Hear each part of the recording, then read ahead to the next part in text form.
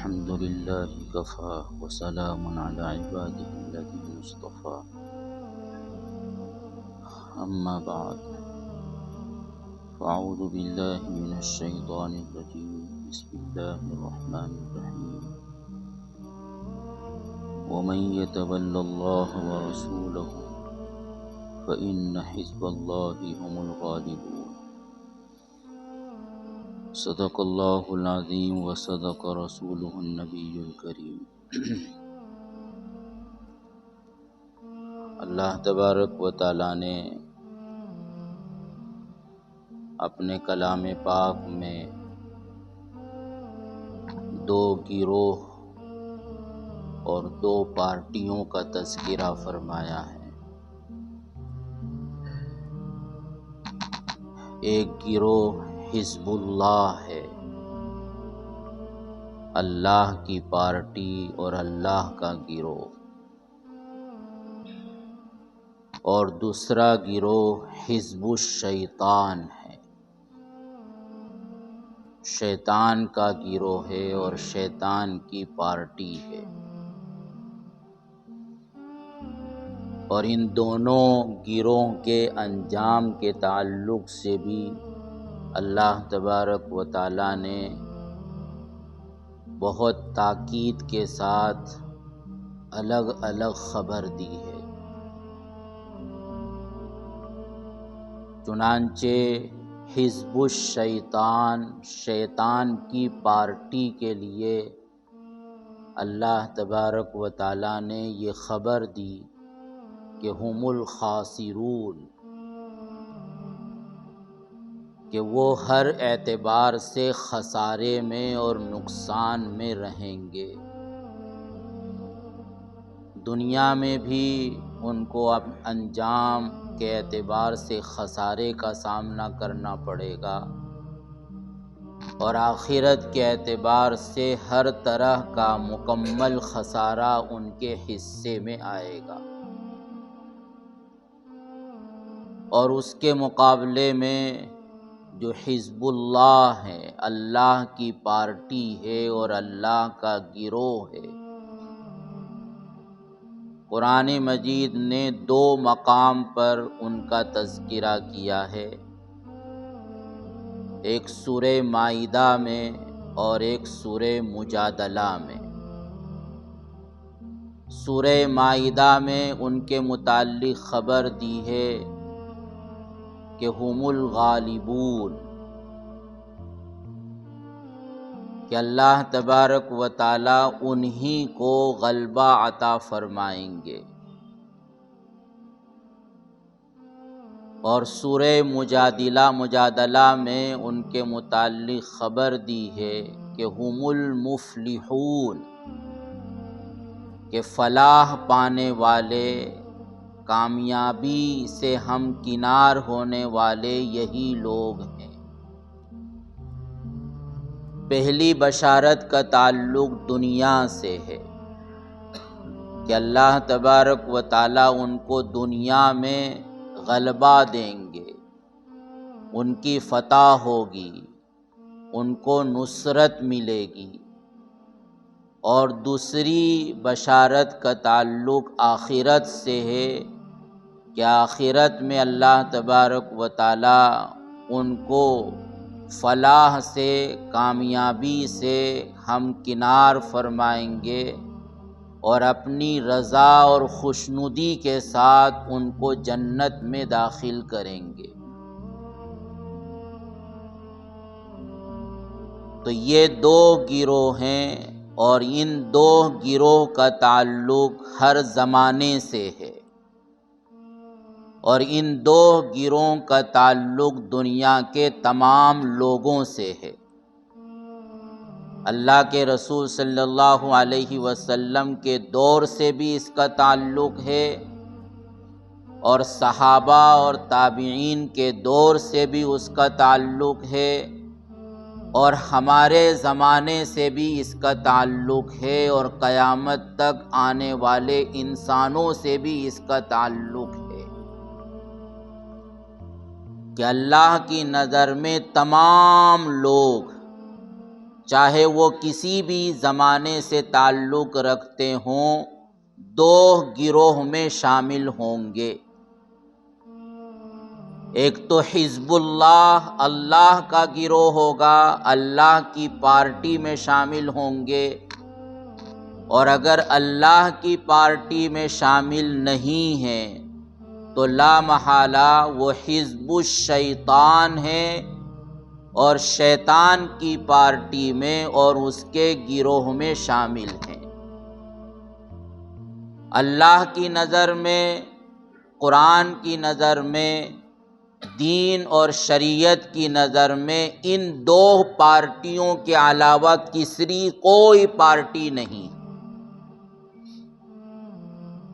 کہ انسان اور قومیں یا تو حزب اللہ میں داخل ہوں گی یا افراد اور قومیں حزب الشیطان میں شامل ہوں گی، اور جو جس گروہ میں شامل ہوگا ان دونوں گروہ کے انجام کے متعلق اللہ تبارک و تعالیٰ نے جو خبر دی ہے، لا محالہ یقینی طور پر اس گروہ کو اس انجام تک پہنچنا ہے۔ اب ان دونوں گروہ میں ہم کیسے فرق کریں گے کہ کون اللہ کی پارٹی کا ہے اور کون شیطان کی پارٹی سے تعلق رکھتا ہے؟ تو اللہ تبارک و تعالیٰ نے اس کے تعلق سے کچھ اوصاف، کچھ صفتیں بیان فرمائی ہیں کہ جن کے اندر یہ اوصاف پائے جائیں گے، یہ صفتیں پائی جائیں گی، تو وہ حزب اللہ سے تعلق رکھنے والا ہوگا، اللہ کی پارٹی میں شامل ہوگا۔ اور جس کے اندر یہ صفتیں اور یہ اوصاف موجود نہیں ہوں گے، بلکہ اس کے مخالف باتیں اس کے اندر پائی جائیں گی، تو وہ اللہ کی پارٹی سے نکل کر شیطان کی پارٹی میں اور حزب الشیطان میں شامل ہوگا۔ چنانچہ اللہ تبارک و تعالیٰ نے سورہ مائدہ میں جہاں پہلی مرتبہ اپنے گروہ کا تذکرہ کیا ہے اسی نام سے، حزب اللہ کے نام سے، تو وہاں ان لوگوں کے تعلق سے جو صفتیں اور جو اوصاف بیان کیے ہیں، ان میں سب سے پہلی یہ صفت بیان کی کہ یحبونہ ویحبونہم، من یرتد منکم عن دینہ فسوف یأتی اللہ بقوم یحبہ ویحبونہ، کہ سب سے پہلی صفت اللہ کی پارٹی کی اور اللہ کے گروہ کی یہ ہے کہ ان کے دل میں اللہ تبارک و تعالیٰ کی محبت ہوگی، وہ اللہ سے بے انتہا محبت کرنے والے ہوں گے، اور دوسری طرف اللہ بھی ان سے محبت کر رہا ہوگا۔ اور دوسری صفت بیان کی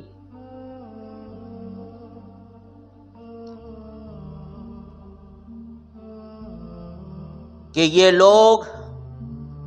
وہ ہوں گے کہ جن کے اندر اللہ کی محبت ہوگی اور اللہ ان سے محبت کر رہا ہوگا، اور اس کے ساتھ ساتھ یہ کہ وہ اللہ کے راستے میں جہاد کرنے والے ہوں گے، یعنی ان کے دل کے اندر یہ جذبہ ہوگا کہ اللہ کا کلمہ بلند ہو، اللہ کی شریعت پوری دنیا میں نافذ ہو، اور اللہ کی شریعت کے مطابق ماحول بنے، سنتوں کا بول بالا ہو، اور اس کے تعلق سے یعنی اللہ کے دین کی حفاظت کے لیے اور اللہ کے دین کو دنیا تک پھیلانے کے لیے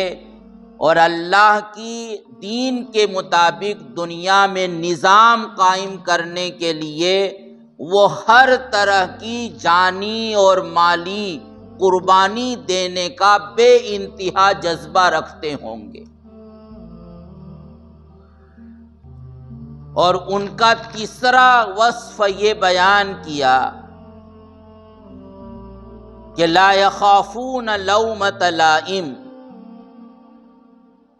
کہ جب وہ یہ کام کر رہے ہوں گے تو دنیا والے ان کو طعنہ دیں گے،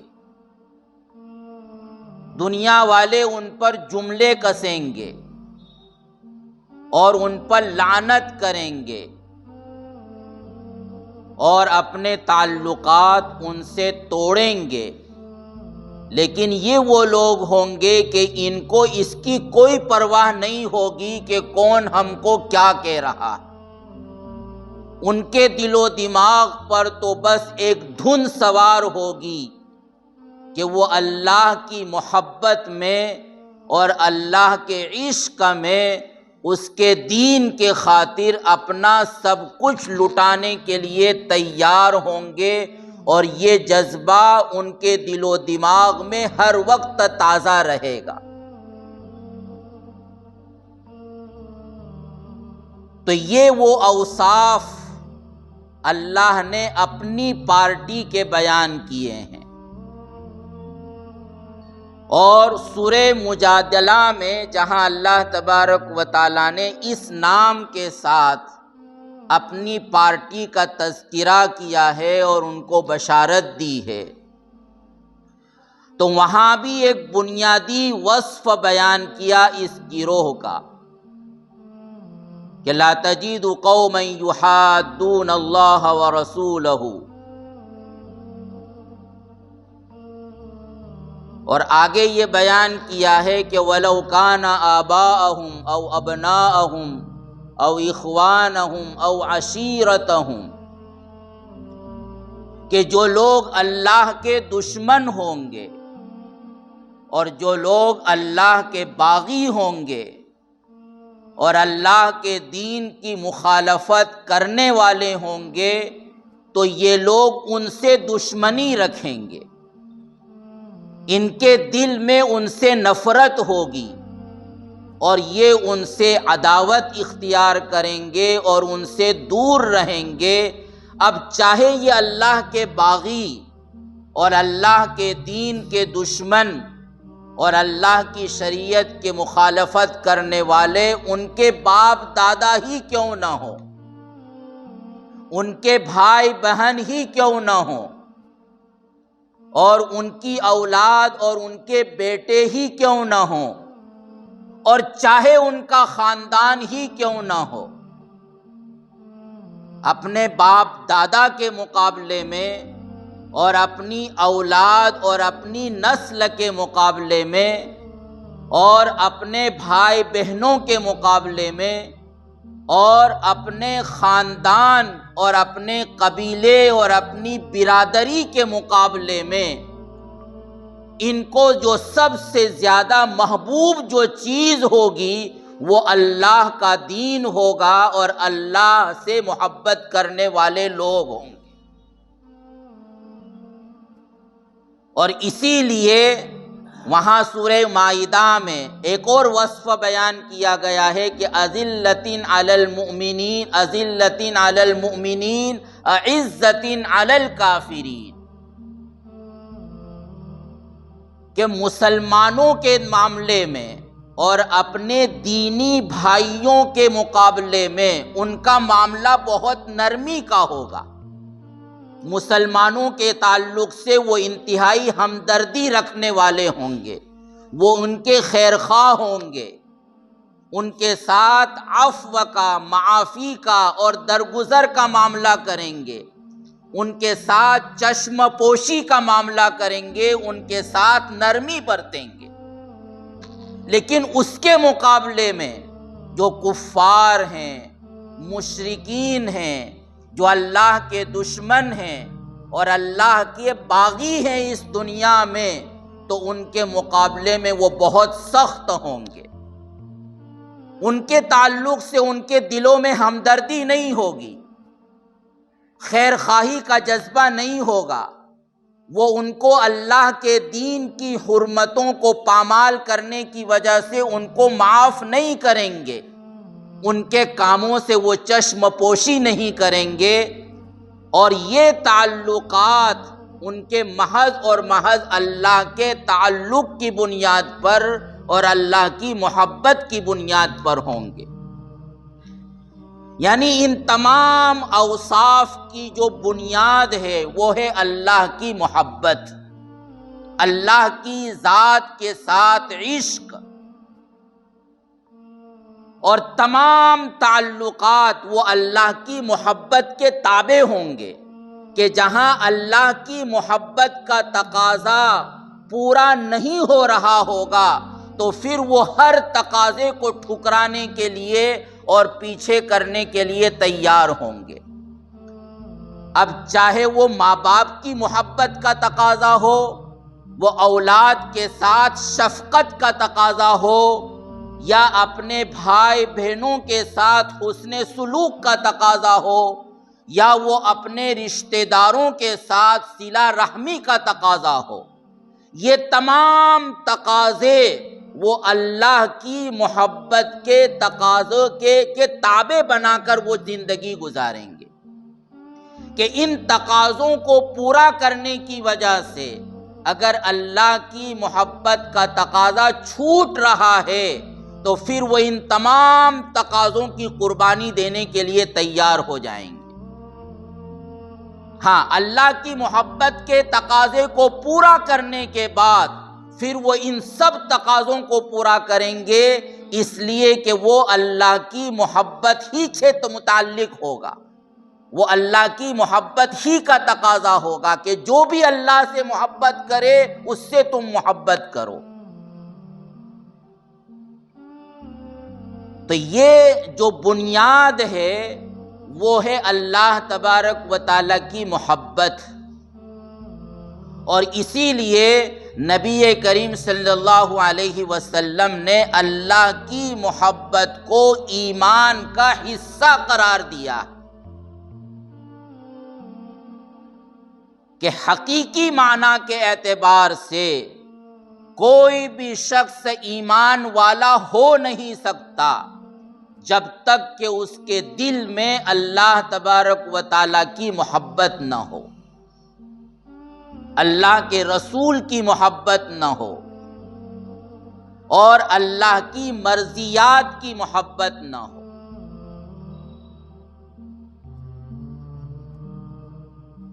اور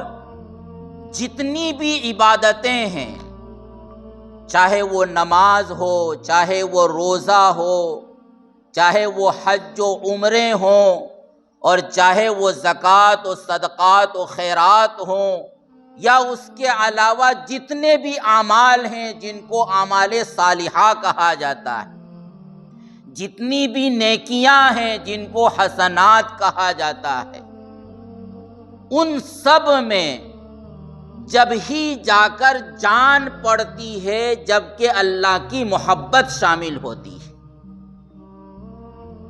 یہ سب عبادتیں اگر اللہ کی محبت سے خالی ہوں تو یہ قانونی اعتبار سے تو گویا اللہ تبارک و تعالیٰ کے ساتھ جو رشتہ ہے اس رشتے کے تقاضے کو اور اس کی ڈیوٹی کو تو پوری کرنے والی ہوگی، لیکن جو اصل بندوں سے مطالبہ ہے عبادت کا، بندگی کا، اس کے اندر کمال اس وقت تک پیدا نہیں ہوتا جب تک کہ اللہ تبارک و تعالیٰ کی محبت انسان کے دل و دماغ میں نہ ہو، کہ بندے اور اللہ کا جو رشتہ ہے وہ رشتہ ایسا نہیں ہے جیسے کہ ایک بادشاہ اور غلام کا رشتہ ہوتا ہے۔ وہ رشتہ ایسا نہیں ہے جیسے کہ ایک سیٹھ اور اس کے نوکر کا رشتہ ہوتا ہے، وہ رشتہ ایسا نہیں ہے جیسے کہ ایک آقا اور اس کے غلام کا رشتہ ہوتا ہے، بادشاہ اور رعایا کا رشتہ ہوتا ہے، کہ وہاں قانونی طور پر ایک ڈیوٹی پوری کرنا ہے، اور اس کے علاوہ یہ نہیں ہے کہ وہ ہر وقت دل و دماغ میں اپنے آقا کو بسائے رکھے، ڈیوٹی کرنے کے وقت بھی اس کے دل میں اس کے آقا کی عظمت کا استحضار ہو، نہیں، وہاں ایسا نہیں ہوتا۔ وہاں تو اپنی ڈیوٹی سے مطلب ہوتا ہے، کیونکہ اس ڈیوٹی سے اپنے مفادات وابستہ ہوتے ہیں۔ لیکن اللہ کے ساتھ اگر یہ والا تعلق بندے کا ہے تو یہ تعلق اس عبادت کے تقاضے کو پورا نہیں کرتا جس عبادت کے لیے اللہ تبارک و تعالیٰ نے انسان کو پیدا کیا ہے، کیونکہ عبادت کے مفہوم میں صرف غلامی کا مفہوم نہیں ہے کہ ہم اللہ کے غلام ہیں، ہم اللہ کے نوکر ہیں اور اللہ کے خادم ہیں، یا اللہ کی پوری دنیا پر جو حاکمیت ہے تو ہم محض اللہ کی رعایا ہیں۔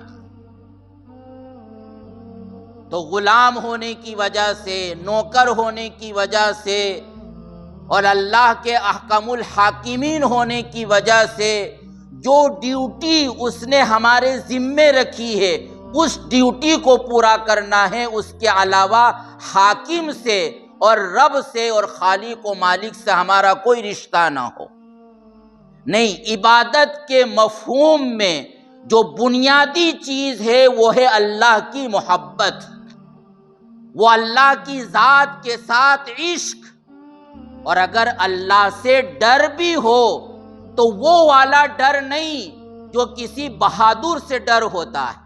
وہ کسی ظالم سے ڈر ہوتا ہے، کسی طاقتور سے ڈر ہوتا ہے، بلکہ وہ ڈر وہ ہے جو عظمت والا ہو، وہ ڈر جس میں اللہ کی عظمت شامل ہو۔ اسی لیے قرآن مجید نے اللہ کے ڈر کا جہاں تذکرہ آیا ہے تو اس کو بہت سے مقام پر خشیت سے تعبیر کیا ہے، اور خشیت عربی میں ایسے ڈر کو نہیں کہتے جس طرح کہ کوئی انسان شیر سے ڈرتا ہے کہ وہ مجھ کو نقصان پہنچا دے گا، جس طرح کوئی انسان ظالم بادشاہ سے ڈرتا ہے کہ اگر اس کی بات کو نہیں مانوں گا تو یہ میری گردن اڑا دے گا، جس طرح کوئی انسان کسی طاقتور لٹیرے گروہ سے ڈرتا ہے کہ اگر اس کو میں نے اپنا مال نہیں دے دیا، اپنے آپ کو اس کے حوالے نہیں کر دیا تو یہ مجھے برباد کر کے رکھ دے گا، یہ والا ڈر اللہ تبارک و تعالیٰ کے یہاں نہیں ہے، بلکہ اللہ سے جس ڈرنے کا مطالبہ ہے اور عبادت اور بندگی کے مفہوم میں محبت کے ساتھ جس ڈر کا مطالبہ کیا ہے وہ ہے عظمت والا ڈر، رعب والا ڈر، دبدبے والا ڈر۔ مثال کے طور پر ایک شریف اولاد اپنے ماں باپ سے ڈرتی ہے، تو وہ ماں باپ سے ڈرنا اس لیے نہیں ہے کہ میرے باپ کا مزاج بہت سخت ہے، کہ میں ذرا غلطی کروں گا تو وہ میری گردن مروڑ کے رکھ دے گا،